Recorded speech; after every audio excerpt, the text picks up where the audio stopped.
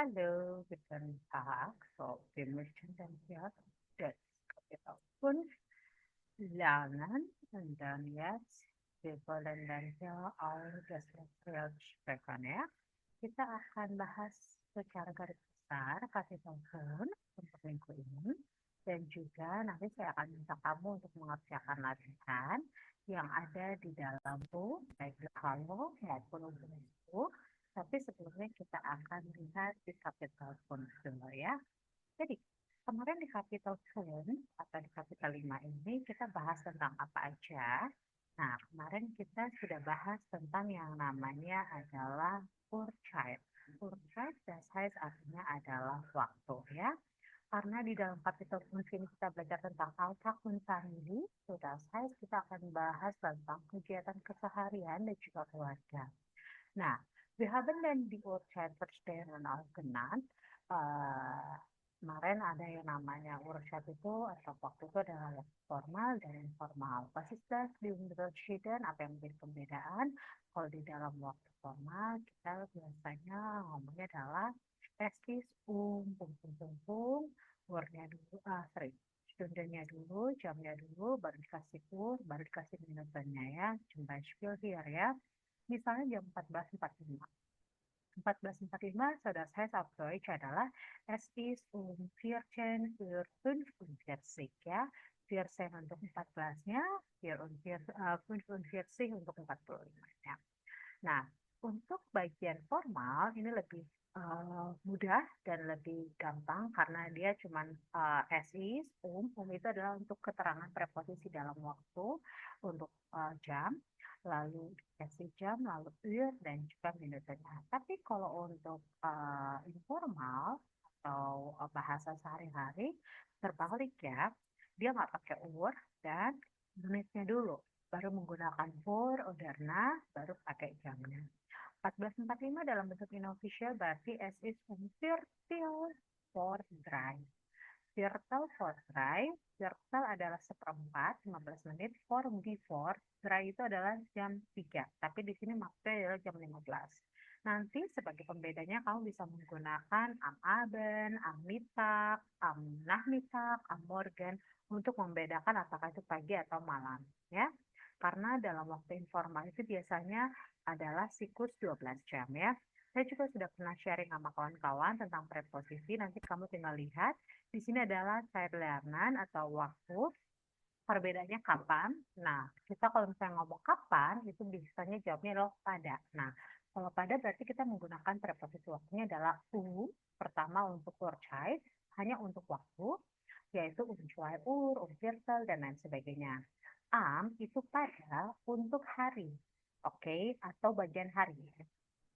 Bagian hari ada Tageszeit, contohnya adalah am Morgen, artinya pagi, am Vormittag, artinya before midday, zu Mittag, artinya adalah pada tengah hari, am Nachmittag, artinya after midday, am Abend, artinya sore menuju malam, in der Nacht, ingat ya, kalau larut itu bukan amna tapi inderna karena nanti menyangkut dengan gendernya sama uniterna ya. Lalu untuk hari oder Wochentag kita menggunakan am Montag, am Dienstag, am Mittwoch dan lain sebagainya. Untuk bulan kita menggunakan adalah in. Ingat ya, untuk waktu, jam, bagian dari hari, untuk bulan adalah in. Jadi in Januar, in Februar, in Maret, dan lain sebagainya.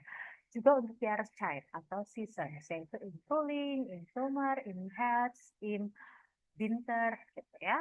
Atau kalau misalnya waktu keterangan lainnya kita menggunakan in den Ferien yang artinya adalah pada saat liburan, order perjalanan, informal pada saat liburan, zu Osten pada saat Paskah, oder zu Weihnachten pada saat Natal ya. Jadi kalau misalnya ada jam 8 atau 8 ke 00, berarti kita kalau misalnya dalam bentuk formal kan kita ngomongnya es ist Uhr. Tapi kalau misalnya dalam bentuk informal kita ngomongnya adalah es ist Morgen. Tapi kalau misalnya jam 20.00 berarti atau misalnya jam 17.00 gitu ya. 17.00 kan berarti jam secara formalnya es ist 7 Uhr. 7 Uhr maksudnya. Tapi kalau misalnya di dalam bentuk 12 jam atau informal, kita ngomongnya adalah es is, am, aben. Ya, karena dia dalam sore hari ya. Oke, terus kemarin kita juga udah bahas tentang yang namanya possessive pronoun. Possessive pronoun itu artinya apa? Oh iya, untuk waktu sendiri beda ya. Kalau when, kapan, dijawabnya adalah pada. In, ada Tapi kalau bilang artinya adalah how long, jawabannya adalah durasinya. Oh, berarti kalau how long, misalnya bilang Arbeitsduh ya, berapa lama misalnya kamu bekerja? Oh, von Sonntag bis Freitag, misalnya von 9 Uhr bis 17 Uhr, dari jam 9 sampai jam 17, dan lain sebagainya. Itu dia untuk waktu. Lalu untuk family, kemarin kita udah bahas juga untuk Familienbaumsbaum. Nanti saya minta kawan-kawan untuk buat Familienbaumsbaum atau pohon keluarga. Seperti yang contohnya ada di dalam sini. Nah, kawan-kawan bisa membuat kayak semacam presentasi menceritakan tentang keluarga kawan-kawan ya. Misalnya adalah eh, seperti ini ya. Nanti kamu bikin panggilan Baumstammnya seperti ini. Siapa first Eltonnya, lalu Eltonnya siapa, Zoon dokternya, Schwester Brudernya, dan lain sebagainya. Boleh dikasih fotonya. Lalu nanti kawan-kawan boleh menceritakan seperti ini. Ya, misalnya, halo, my nama is, misalnya adalah Andin, my nama is, siapa, Budi Rodriguez. Nah, that is my family, she is my bla bla bla, dan lain sebagainya. Ini sebagai gambaran, kawan-kawan bisa ceritakan keluarga kawan-kawan, dan juga misalnya adalah menceritakan pekerjaan, hobi, dan lain sebagainya ya. Karena ini adalah tentang keluarga. Nanti saya kasih contoh dari presentasi. Oke, dan kemarin saya juga udah bahas tentang possessive article. What is that possessive article? Possessive article itu kepemilikan. Kepemilikan artinya adalah eh, kita bisa melihat itu dari penggunaannya. Oke, penggunanya dalam kalimat seperti apa? Sama seperti dalam kalimat seperti ini lainnya, artikel itu kan ada gender, ada kasusnya. Dalam hal ini, kalau kita gendernya dari dalam maskulin, feminin, netral, dan plural, perhatikan apakah khususnya nominatif atau akusatif ya. Sama seperti penggunaan artikel, deskripsi artikel, dan deskripsi artikel juga, maka posesif artikel juga ini kamu perlihatkan di dalam kalimat. Contohnya adalah apa? Contohnya misalnya kita lihat di sini, kamu bisa lihat di berarti saya artikel,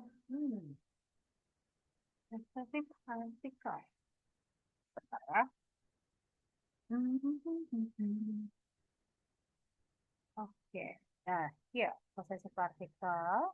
Ini adalah perubahan possessive artikel, baik dalam bentuk maskulin, feminin, netral, dan plural, dan nominatif, serta akusatif. Nah, mainnya di sini tinggal kamu ganti aja. Kalau main untuk kepemilikan saya, untuk kamu kepemilikannya adalah dein, his, atau dia laki-laki, sein, untuk dia perempuan itu ir. Kalau untuk benda netral sein, untuk our unser, untuk apalagi ini kalian oyer, untuk maskulin netral, kalau untuk pluralnya atau feminim oire. Lalu untuk Anda adalah ir ya, dan mereka juga ir ya. Nanti tinggal kawan-kawan ganti. Itu sudah ada di slide atau di report yang lain. Tinggal kawan-kawan video volume sedikit tentang materi itu ya. Nah, nanti di dalam PR-nya juga kawan-kawan coba kerjakan posisi partikel sesuai dengan yang saya mintakan. Nah, sekarang saya akan bahas tentang apa? Tentang yang namanya adalah modal verben. Jadi, di dalam modal verben atau kata kerja itu, kita biasanya kan taruh di dalam posisi kedua ya. Namun, kalau di dalam kalimat itu membutuhkan modal verben atau kata kerja bantu, maka kata kerja bantu atau modal verben itu ditaruh di posisi kedua, tapi kata kerja dasarnya ditaruh di terakhir. Zum Beispiel, misalnya adalah ich lerne Deutsch, artinya adalah saya belajar bahasa Jerman. Lerne ditaruh ke posisi kedua, sesuai dengan subjeknya ich, maka endingnya adalah ich lerne Deutsch. Tapi kalau saya bilang harus, saya harus belajar bahasa Jerman pada pagi hari. Berarti bahasa Jermannya adalah ich muss am Morgen Deutsch lernen. Nah, itu berarti si bahasa atau si modal verbnya itu kamu taruh di dalam posisi kedua, lalu kata kerjanya ditaruh di terakhir. Nah, kita coba ya. Di dalam materi ini saya akan coba sharingkan tentang si penggunaan modal verb. So, saya bikin whiteboard, kawan-kawan kan. Di sini adalah contoh penggunaan modal verb di dalam kalimat. Hmm,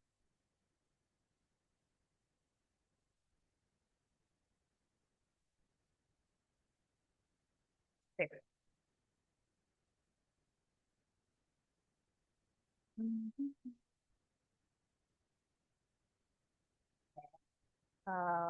so that's it ya. Dan here, Shakespeare. Ini kan kita temanya adalah tentang modal verb ya. So, contohnya saya menggunakan kata lernen. Lernen, das heißt artinya adalah belajar ya. Lernen lagi. Lernen artinya adalah to learn. Nah, kalau saya bilang bikin kalimatnya, misalnya saya belajar bahasa Jerman, pada saya adalah ich lerne Deutsch. Nah, kalau saya bilang saya harus belajar bahasa Jerman, pada saya adalah kita pakai modal verben. Syarat bikin kalimat apa sih? Zat itu kan cara bikin kalimatnya adalah subjek plus verben plus bla bla bla bla bla. Karena mindestens atau terjemah kan kalau yang namanya kalimat itu terdiri dari subjek dan juga predikat kan. Nah, maka di sini subjeknya udah kita jadi satu, verben immer in posisi twice, lalu di dalam posisi kedua dengan perubahan atau perubahan kata kerjanya dikonjugasikan sesuai dengan subjeknya. Lalu kalau misalnya saya bikin kalimatnya ditambahin modal verben, berarti strukturnya seperti apa? Subjek plus modal verben plus bla bla bla bla bla bla, keterangan lainnya plus infinitive verben. Nah, infinitive verben ini immer am Ende ya. Di posisi satu, posisi dua, posisi selanjutnya. Dan sini adalah am Ende. Selalu berada di terakhir ya. Nah, berarti kalau saya bikin kalimat dari sini, maka saya akan bikin kalimatnya seperti apa? Maka ini akan menjadi kalimatnya adalah i. Nah, kita pakai kata modal verb ini adalah müssen. Müssen itu artinya harus. Nah, kita lihat nih konjugasinya untuk modal verbnya müssen itu pada itu apa? Oh, ich muss. Ich muss. Misalnya, um, morgen, Deutsch, lernen. Saya, hmm, oke. So ya, that's it. Ya. Nah, dan gimana, Frau? Kalau misalnya saya kasih contoh yang lain, misalnya adalah subjeknya, saya kasih contoh di sini adalah men. Nah, misalnya saya pakai kata wollen. Wollen itu artinya ya akan. Terus saya ganti pakai kata kerjanya adalah gehen. Nah, saya bikin kalimat biasanya misalnya I gehe morgen ins Kino. Morgen yang kecil itu artinya besok. Kalau M-nya gede artinya pagi. Beda ya. Ich gehe morgen ins Kino. Tapi kalau saya mau bikin kalimatnya jadi saya akan pergi ke bioskop besok, maka saya bikin kalimatnya adalah ich will morgen ins Kino gehen. So, ya. Jadi kata kerjanya dirubah menjadi dalam bentuk infinitif atau kata kerja dasar, ditaruh di paling akhir, lalu modal verbnya ditaruh di posisi kedua. Jangan lupa, posisi kedua itu harus selalu dikonjugasikan sesuai dengan subjeknya. Nah, itu dia. Nah, ini kan kalau kata kerjanya kata kerja dasar biasa. Coba kalau saya pakai kata kerja Renbar Verben, ya. Renbar Verben. Nah, kata kerja yang bisa dipisah. Nah, ini kayak gimana, Frau, contohnya? Nah, nanti kalau kan akan ada yang namanya kata Aufstehen. Aufstehen itu artinya apa sih? Wake up. Hmm. Nah, ini kan sebenarnya kata kerja tren verben ini nanti kawan-kawan juga akan pelajarin ya, bahwa di dalam penempatannya biasanya di kalimat itu dipenggal. Contohnya berarti ini jadi apa? Is there one for out, ya? Nah, itu. Nah, tapi kalau dikasih modal verben plus sorry, plus verben dalam kalimat, maka bikin kalimatnya adalah ihmus umpun umpun por au si. Nah, ini kenapa jadi disambungin lagi? Karena walaupun ini dipisah dari kata kerja dasarnya, tapi secara infinitif kata kerja itu adalah seperti ini bentuknya, seperti itu. Oke. Nah, untuk ini nanti kawan-kawan tinggal apa namanya lanjutkan lagi. Yang penting kawan-kawan tahu bahwa secara regelnya, secara peraturannya, strukturnya adalah ketika ada kalimat modal ada kalimat menggunakan modal verben, maka modal verben itu selalu ditaruh di posisi kedua. Nah, si kata kerja dasar itu ditaruh di paling belakang. Seperti itu. Dengan catatan kata kerja dasar itu berarti dalam bentuk infinitif dikembalikan dalam kondisi sebelumnya. Ya, oke. So, itu sedikit tentang modal verben. Nah, saya akan kembali lagi ke buku kita, yaitu coursebook. Nah, di sini coursebook kita bisa lihat nih ya. Di sini nanti kawan-kawan kerjakan, ini ada family dobar, tentang kepemilikannya juga kawan-kawan bisa kerjakan. Nah, lalu eh misalnya di sini ada kalimat adalah Halo Yohana, ich habe ein Problem, wir können leider nicht ins Kino gehen. Stress, stress, stress, dan lain sebagainya. Nah, seperti yang kalian lihat, di sini adalah Halo Yohana, ich habe ein Problem, I have a problem. Ini haben adalah kata kerjanya ditaruh di posisi kedua. Tapi di kalimat kedua, kalau kalian lihat adalah Wir können leider nicht ins Kino gehen. Unfortunately, kita nggak bisa ke bioskop. Nah, di sini wir menggunakan modal verben können, yaitu bisa. Nah, di sini karena wir adalah subjeknya, maka konjugasinya tetap können ya. Wir können jeder nicht ins Kino gehen. Nya ditaruh di paling belakang dalam bentuk kata kerja dasar. Kata kerja dasar itu selalu dalam bentuk en belakangnya ya. Stress, stress, stress. Hannes ist bis Dienstag in Hamburg und ich muss jeden Tag arbeiten.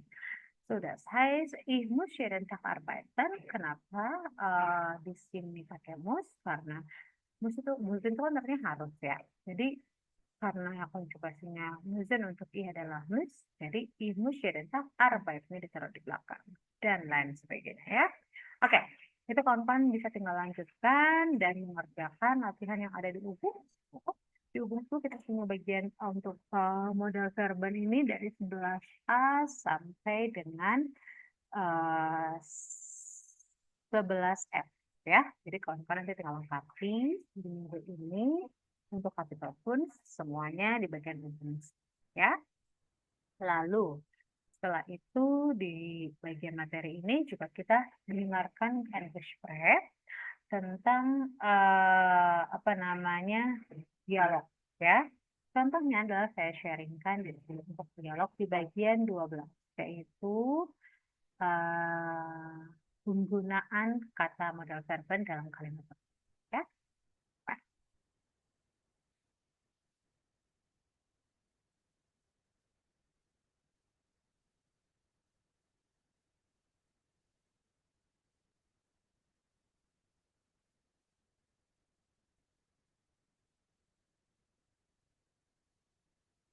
Eins.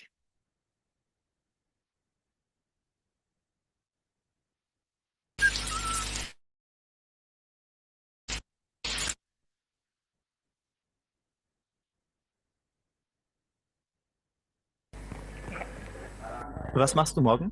Hast du Zeit? Oh, tut mir leid. Morgen muss ich arbeiten. Schade. Und am Dienstag? Das geht. Wir können ins Kino gehen. Gute Idee. Wann? Um 7:30? 7:30 ist super. Oke, so tadi. Nah, kalau kamu lihat di dalam teksnya adalah was hast du morgen? Terkait apa yang kamu lakukan besok? Apakah kamu punya waktu? Tut mir leid. Eh, maaf ya, Morgan muss ich arbeiten. Nah, di sini dibalik ya, Morgan sama ih-nya ditukar. Tapi das ist okay ya. Yang penting kata kerja di dalam kalimat selalu posisi kedua. Dalam hal ini karena dia menggunakan modal verben, maka modal verbnya ditaruh di posisi kedua ya.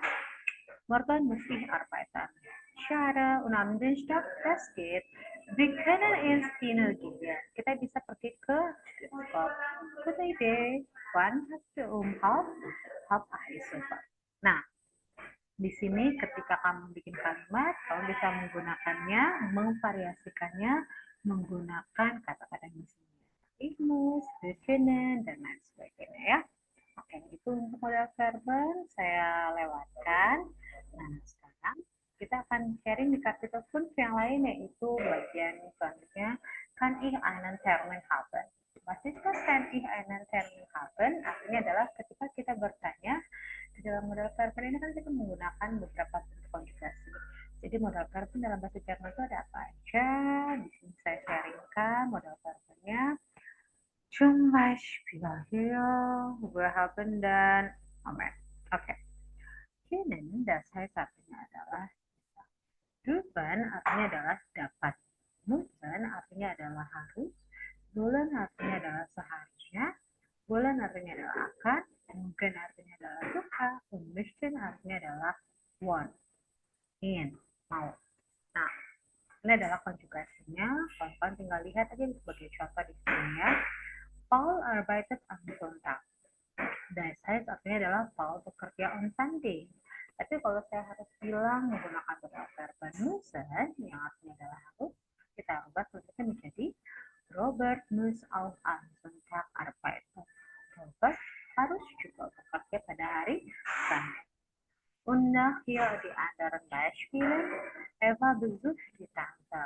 Artinya adalah Eva mengunjungi tante. Ada ketika saya mau rubah menjadi posisinya, misalnya pakai wollen, dan artinya kan akan. Berarti adalah Julia will auch die Tante besuchen. Julia juga akan mengunjungi si tante. So ya, wir haben dann hier auch dan die Veränderungen oder die Konjugation gesehen. Kamu bisa lihat konjugasinya di sini di tabel. Tinggal kamu sesuaikan akan berdasar yang mana, serta subjek yang mana di dalam kalimat. Oke? Okay?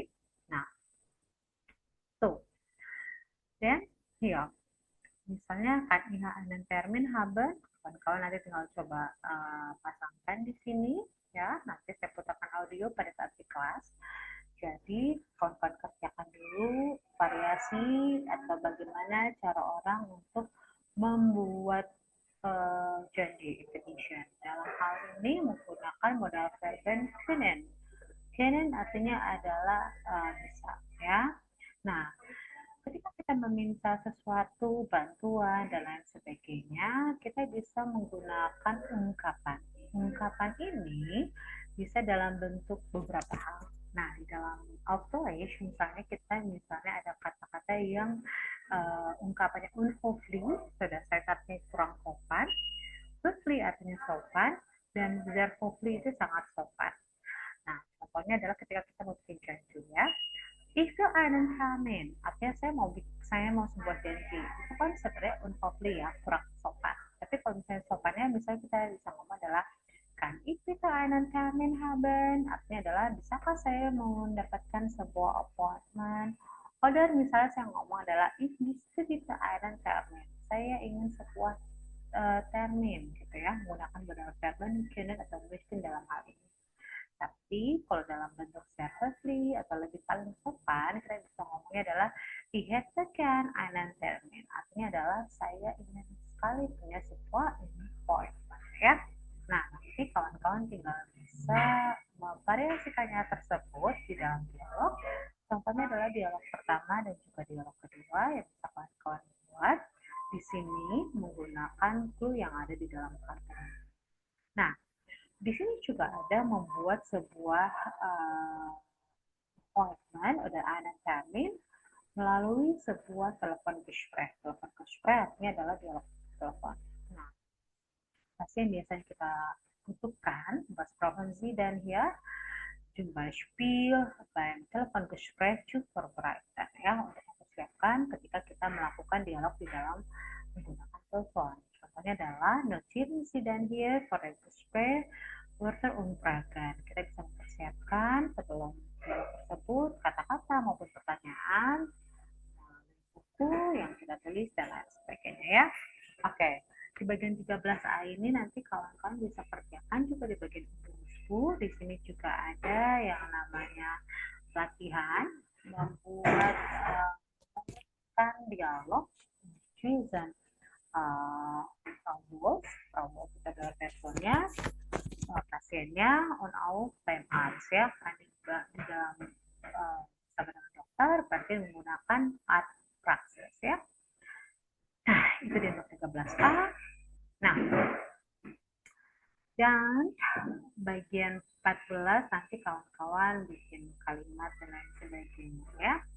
Yang terakhir adalah tema Pünktlichkeit. Pünktlichkeit artinya adalah ketepatan waktu. Nah, kita baca di sini wir haben dann hier die Bilder von dieser Personen, ada Herzigel, Kollegen, Tommelser, und Aulena und Stefan, ya.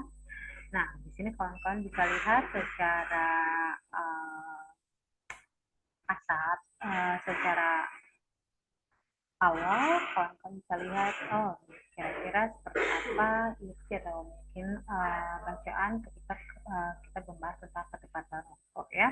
Nah, nanti di sini juga ada bagian Hören yang akan kita bahas di dalam latihan berhubungan tentunya dan menjawab sama-sama di bagian B ini. Nah, bagi contoh adalah ketika kita bahas tentang soal ketepatan waktu ini, kita akan bahas juga tentang Zeitangaben atau keterangan waktu. Nah, 60 Sekunden artinya adalah 1 Minute. 60 seconds, 1 minute. 30 Minuten atau 30 menit, das heißt eine halbe Stunde atau setengah jam, gitu, ya. Nah, ketika kamu bisa atau menggunakan tentang Pünktlichkeit ini, wir haben dann auch die andere Redewendung, Jumlahan, kita punya banyak ungkapan yang kita bisa gunakan ketika kita berbicara. Jumlah itu adalah tut mir leid, ich bin zu spät. Artinya adalah sorry, saya terlalu telat. Entschuldigung bitte, excuse me please, schon gut. Artinya adalah cukup bagus. Kein Problem, no problem. Das nächste Mal bitte pünktlich. Next, lain kali tepat waktu, ya. Ich bitte um Entschuldigung artinya adalah saya mohon dimaafkan. Bitte entschuldigen Sie, tolong maafkan. Macht nicht, das artinya adalah kein Problem dan lain sebagainya, ya. Nah, untuk fitness work ini nanti kita akan bahas di kelas juga tentang kita lihat tema yang digunakan di dalam capital pun. Nah, jadi di capital pun itu secara rangkuman kita bahas tentang apa aja di Ucaininan atau misalnya mengenal tentang waktu, baik menggunakan pragennya dan menjawabnya dalam bentuk official maupun official. Lalu einen Termin vereinbaren, menggunakan atau menyampaikan bagaimana kita membuat appointment. Sie für eine Verspätung Entschuldigung, artinya kalau kita misalnya terlambat, kita excuse-nya seperti apa dan bagaimana bereaksinya, cara reagieren. Jadi seperti yang saya sharingkan, ada Zeitangabennya, im, von, bis, dan lain sebagainya. Ketika kita bertanya, baik menggunakan plan, udah dibilang, on our possessive article yang sudah kita pelajari dalam bentuknya gender, yaitu memperhatikan apakah maskulin, feminim, netral atau plural, maupun kasusnya apakah nominatif maupun akusatif, ya. Di sini sudah ada tabel yang bisa kawan-kawan lihat di dalam perubahannya, serta penggunaan real verb, konjugasinya seperti apa, dan serta bentuknya di dalam kalimat, ya. Nah, saya akan sharingkan tugasnya. Seperti biasa, ada tugas di bagian network. Silahkan dikerjakan capital pun alle, capital 5 semuanya, sampai di bagian word chat yang di sini, terkecuali untuk di bagian yang ditandai oleh radio. Yang ditandai oleh radio di skip aja, karena akan kita bahas di next session di kelas. Tapi kalau misalnya untuk bagian gramatik dan lain sebagainya atau bagian menulis, kawan-kawan bisa kerjakan sambil latihan untuk menulis ya, terutama untuk memvariasikan dialog ya, biar terbiasa. Dan di sini kawan-kawan juga bisa mengerjakan di Deutsche Berhalo di bagian gramatik, yaitu di modal verban, di bagian modal verban yang ada di halaman ini ya 26, dan juga di bagian possessive article yang ada di halaman di lection 5 di halaman 20 ya. So ja, das ist alles dann für heute. Okay, Zusammenfassung für Kapitel 5. Ich hoffe dann hier für eine Woche, dass euch kann dann hier die Aufgabe machen, fertig gemacht ja. Dann wir treffen uns nächste Woche und besprechen wir alles in Kapitel 5 und auch die anderen Kapitel für Kapitel 6 ja. So ja, danke schön, dass ihr heute. Tschüss, auf Wiedersehen.